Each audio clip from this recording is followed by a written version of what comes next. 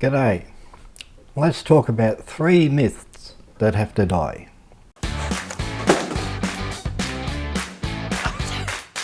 Myth number 1. Straight out of camera. Too many people think straight out of camera images are free of manipulation. That's not the case. Let me tell you that every single photo ever taken has been manipulated. How are photographs manipulated? Every single image is a crop of the reality that's in front of you. The photographer chooses what stays in the frame and what's outside it.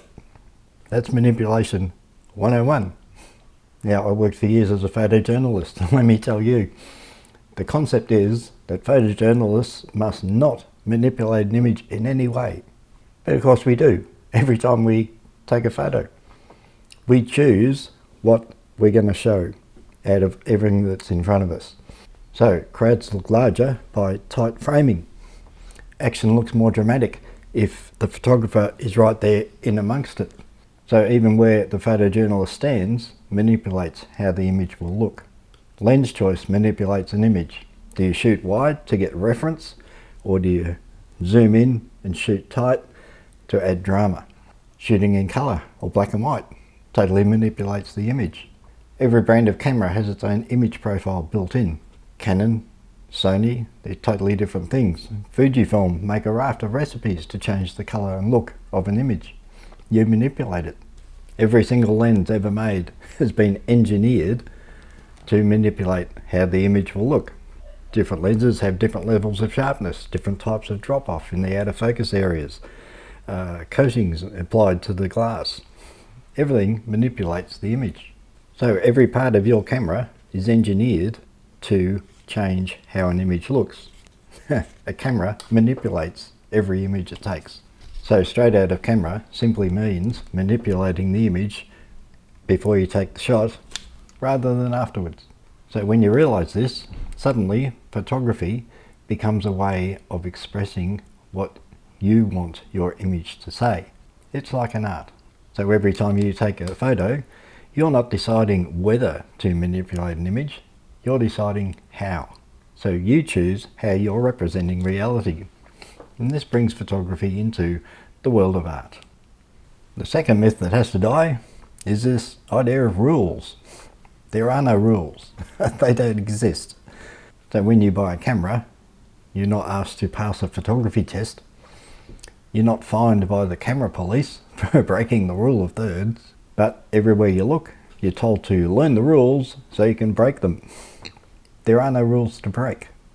These so-called rules are just a clumsy way to make photographers take pretty pictures, ones that won't scare the horses, that are good to hang on the wall of a lounge room. And you know what? The photographers whose names are remembered, who are in the Hall of Fame of photography, are the ones who don't recognise the rules. Robert Frank, Saul Leiter, Vivienne Mayer, Dorothy Lang, Diane Arbus, Robert Capa, they all refuse to recognise any of these rules. So if you just want pretty pictures, then follow some book of rules and watch YouTubes that say 5 things you must do and 5 things you must never do. So if you want to make images that let you express your own creativity, then throw that rule book in the trash and experiment. Now the third myth that has to die is to do with judges and judging. If you're a member of a photographic society, like I am, then you've heard of this advanced civilization of judges who get to evaluate and judge every single image that's submitted to a photo club. Some of these judges can be in this exalted position for decades, visiting club after club, blessing some photos with a distinction, and then blasting others for breaking the rules. In reality though, judges are just fellow photographers who one day, in a moment of weakness, said yes to judging some photos, and then they became known for that. Next thing you know, they're touted as experts. Now from my own experience with judges, they all seem to have their own barrow to push. Some of them are heavily into sharpness, and it doesn't matter how good a photo can be in other ways, if there's something not sharp in there, then it's a failure. One judge that came to our club was heavily into cropping. He evaluated over 40 images on that night and every single one of them, he said, would look better if it was cropped. So judges are just people. They look at photos with their own perception and preferences, and they've all read the rule book. So my advice to you is treat these judging nights as free entertainment. And I say this having judged images myself. Some critique will be useful, and the rest is just regurgitating rules. So in conclusion, the world of photography can be an exciting place to live. A place where you're free to be yourself, to create images that are uniquely yours. A place to express how you feel in this world.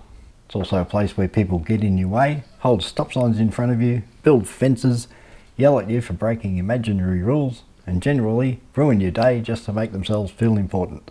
And you know what? If you ignore them, they have no power. So whatever camera you got, pick it up, take it for a walk, and have some fun. Bye.